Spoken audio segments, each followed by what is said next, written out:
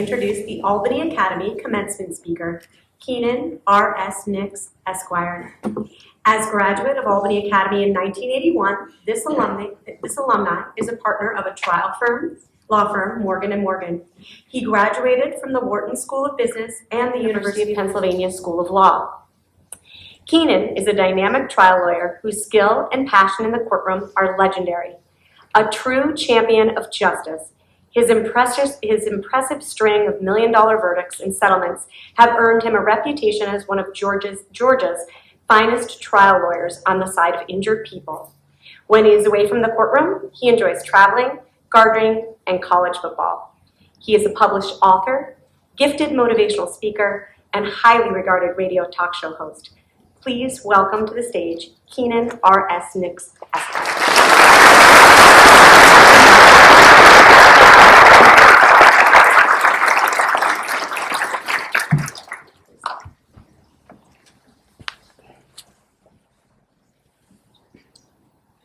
Mr. Marcella, distinguished faculty, special guests, proud parents, and soon-to-be graduates.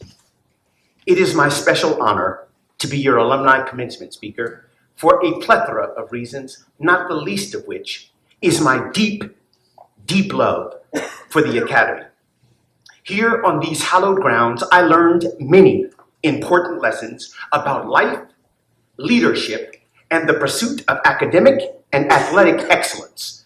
Though I went on to obtain 2 Ivy League degrees from my beloved University of Pennsylvania, it was here, on these hallowed grounds, that I first learned how to think with excellence, lead with integrity, and live with character. Indeed, my robust educational experience here at the Academy thoroughly prepared me for college, law school, and a distinguished career in the courtroom, where I leveraged oratorical debate skills first honed nearly 45 years ago in Caird Chapel during annual declamation competition. Wow!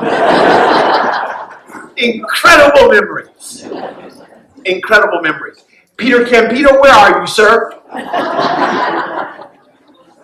Also here, in the cadet battalion, I learned much about honor, integrity, leadership, discipline, and respect for authority, all of which have helped me influence people and succeed in life. It was an incredible gift.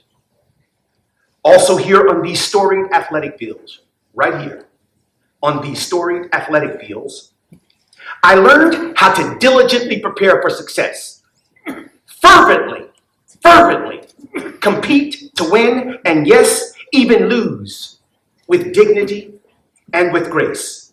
We were unbeatable in football, nearly invincible in baseball, and certifiably pathetic in basketball, which taught me a lot about losing, much to the chagrin of my basketball-loving father.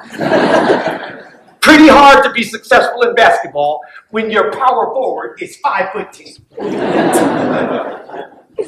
And here, in the seeming invincibility of my youth, I also learned how to persevere and overcome adversity and disappointment. You see, by the time I graduated middle school, I'd already determined that I would be the major of the cadet battalion and captain of the football team.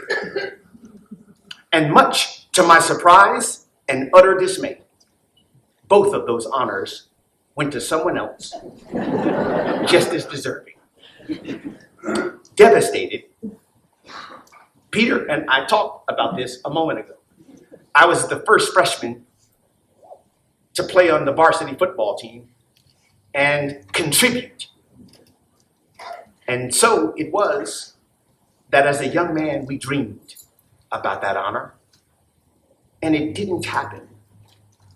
Devastated, I had a personal choice to make. Graduates, I could either pout or I could choose to use my senior year to demonstrate that I was worthy and deserving of both honors. Never one to pout, I chose the latter, and the cadet drill team I captained became the standard of excellence for years to come, and I was named co-captain of our championship football team by head coach Ernie Steck, who told me that he'd never coached a finer player and leader. Class of 2024, you started high school in the midst of a national pandemic. So you obviously have learned a little something about overcoming adversity. In AP English class, the inimitable Frank Nash first introduced me to Ernest Hemingway, who famously said, "The world breaks everyone." And afterwards, many of us are strong at the broken places.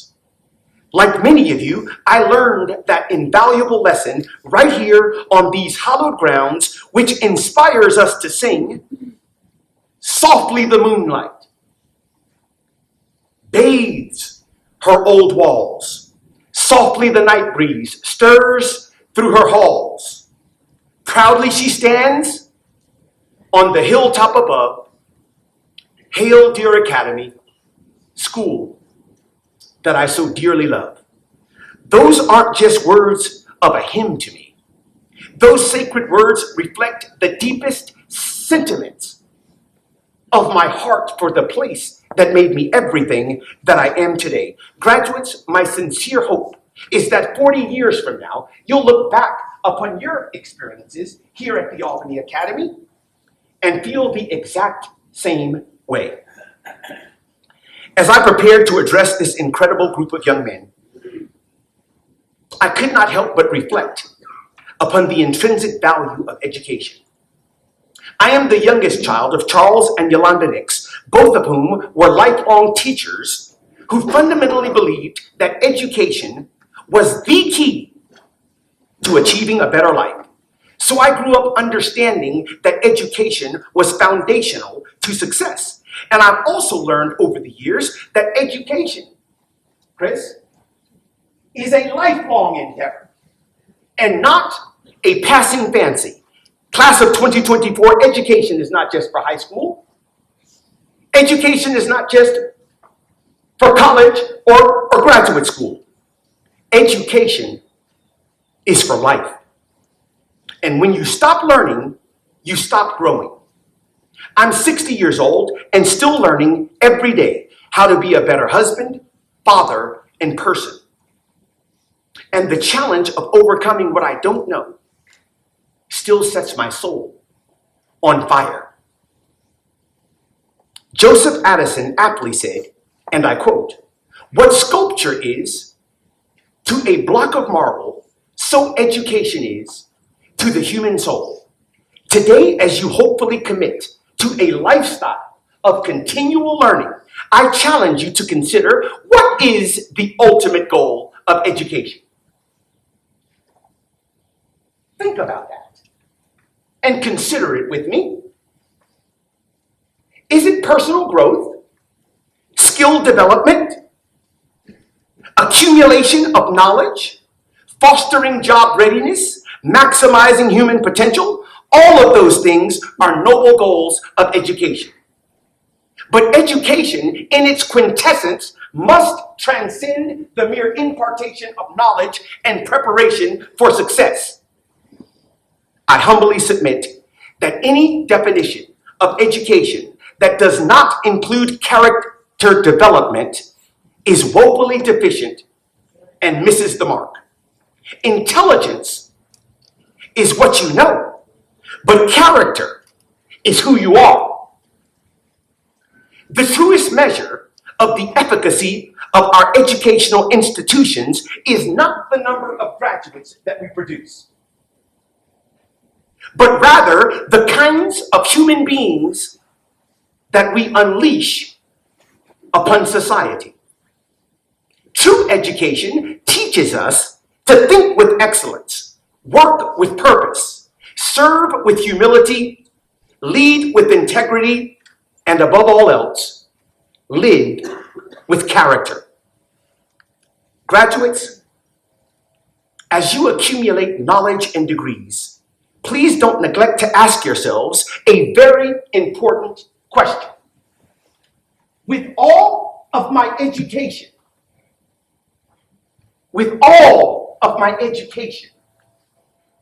what kind of human being am I becoming? In that important regard, let me expound upon two very tangible byproducts of a well-rounded education. Class of 2024, first of all, don't just be smart, be kind. Catholic monk Wayne Teasdale rightly concluded that kindness is the highest form of intelligence. But sadly, some of the smartest people that I know are also some of the meanest, most selfish, and uncaring people to walk the face of the earth. And they use their superior intellect to arrogantly bully their way through life like a bull in a china shop, leaving behind them a trail of broken relationships as evidence of their utter lack of kindness. Graduates, please don't be that guy. If you hear nothing else this morning, then please hear me when I tell you that kindness matters in our personal, professional, and cultural relationships. We have a kindness deficit today in society which cannot be ignored. Whether we're talking about bullying in school, cyberbullying online, corporate bullying at work, political bullying in the halls of Congress, or presidential bullying in the White House, we have a major problem with unkind, boorish behavior that borders on incivility. And I challenge each of you to personally consider your ways and make a conscious choice to be kind. Not just to improve a specific relationship, but also to be a part of a culture-transforming movement that makes the world a better place. Listen to me. Smart and pensive young people everywhere are asking themselves the same pivotal question, namely, how can I change the world in which I live and make a difference? I humbly submit that you can start today by simply being kind. Trust me when I tell you that people don't care how much you know until they know how much you care. It has been said that kindness makes the world go round, and truer words have never been spoken. Simply put, kindness sets the emotional tone for healthy and connected relationships, workplaces, and cultures. And kindness is a gift that everyone can afford to give, no matter how young and no matter how old. Wherever there is a human need, there is an opportunity for kindness and to make a difference. By definition, kindness is doing what you can, where you are, with what you have, recognizing that no act of kindness, no matter how small, is ever wasted. Too often we underestimate simple gestures like the power of a smile, or a kind word, or a listening ear, or an honest compliment, or the smallest act of caring, all of which have the ability to transform any relationship. But what if some mistake my kindness for weakness? That's a fair question. And here's my personal response. I'd much rather be thought of as weak and kind than strong and cruel. Many years ago, Franklin Delano Roosevelt remarked that human kindness has never weakened the will of a free people. FDR reminded Americans that a nation does not have to be cruel in order to be tough. Graduates, kindness matters. So let's change the emotional climate of our culture by making kindness the new normal in thought, word, and deed. Secondly, class of 2024, don't just be smart and kind, also be inclusive. As we speak, the world in which you live is as divided, fractured, and polarized along racial lines as any time in recent memory.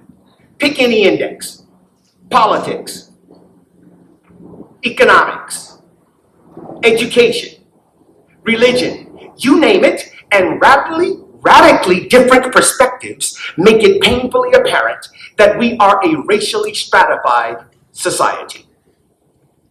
And research confirms that social media is making our lives more siloed, isolated, and disconnected than ever before, resulting in the unhealthy increase in us versus them tribalism.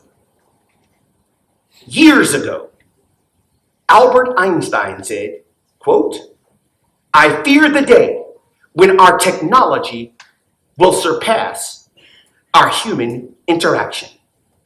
And who among us can deny that we are living out Einstein's worst fears right now? We spend countless hours each day on smartphones while our vital human relationships wither on the vine. And much of what we consume on social media leaves us angry, anxious, lonely, disillusioned, and ultimately unfulfilled. Once again, to quote Einstein, it has become appallingly obvious that our technology has exceeded our humanity. So graduates, I challenge you, be smart and kind, but also be intentional about developing and building the kinds of diverse human relationships that make life infinitely more enjoyable and fulfilling. In a world that is becoming hopelessly divided, why not make a conscious decision with your relationship choices to celebrate diversity and prioritize inclusion? Celebrate diversity and prioritize inclusion is exactly what the Albany Academy did over 50 years ago when it hired my mother, Yolanda Nix, to integrate its all-white faculty back in the 1970s. You see, diversity doesn't just happen by osmosis. You've got to be intentional about being inclusive. Now, I am fully aware that diversity, equity, and inclusion has become a political lightning rod to keep us angry and divided along racial lines.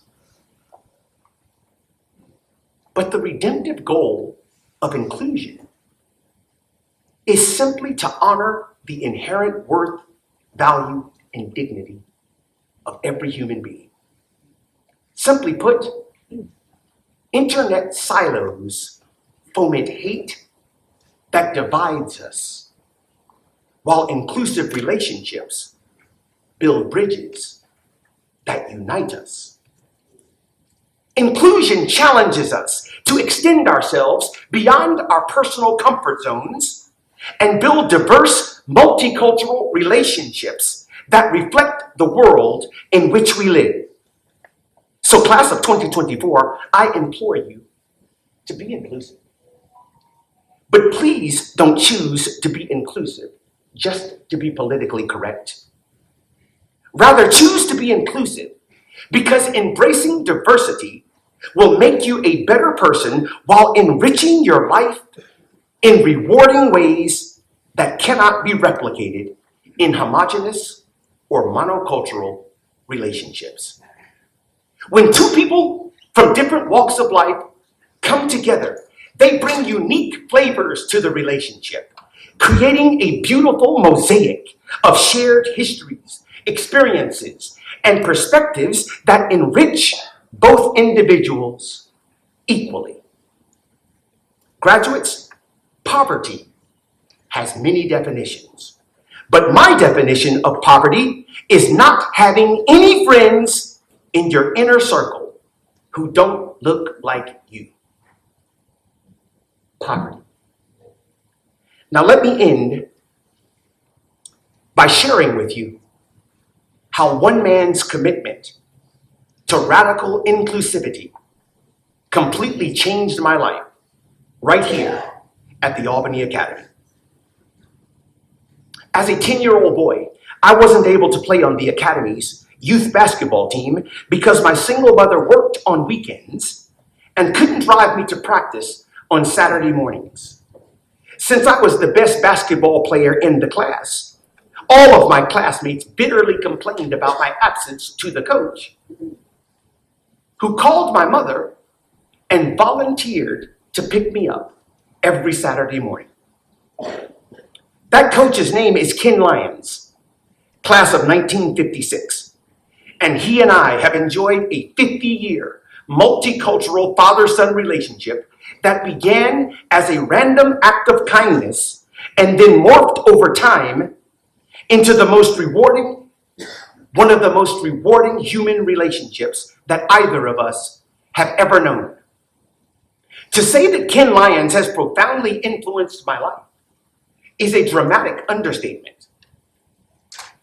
Through his selfless love, I learned that one person's time, kindness, and generosity literally can rewrite the destiny of another human being.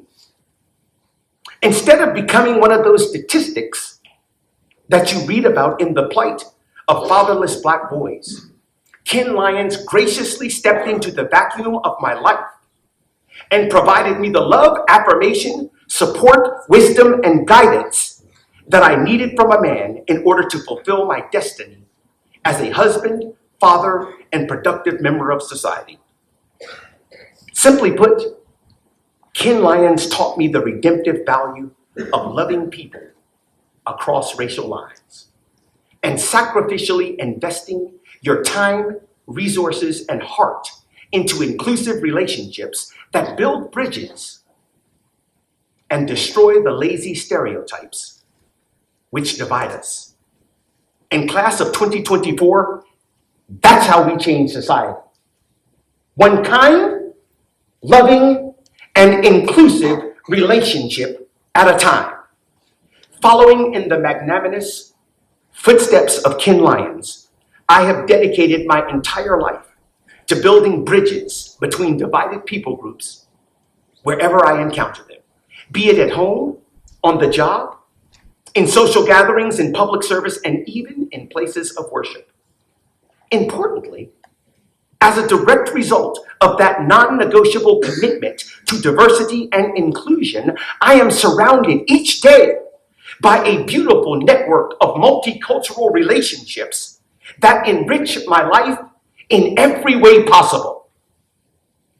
Two of those priceless relationships from my academy days are here with me today. One white and one Black, but both share my passion for uniting humanity.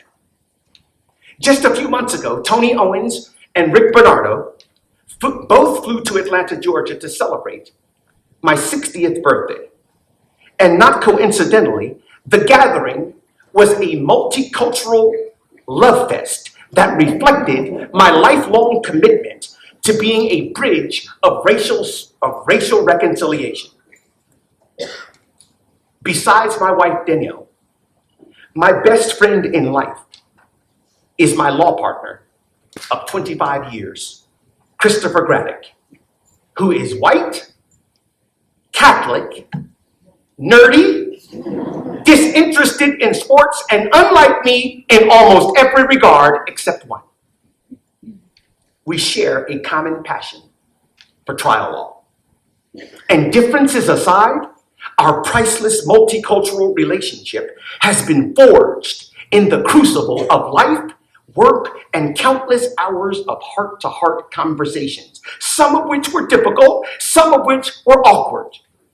But now they make us inseparables as brothers from different mothers who love, honor, and respect each other.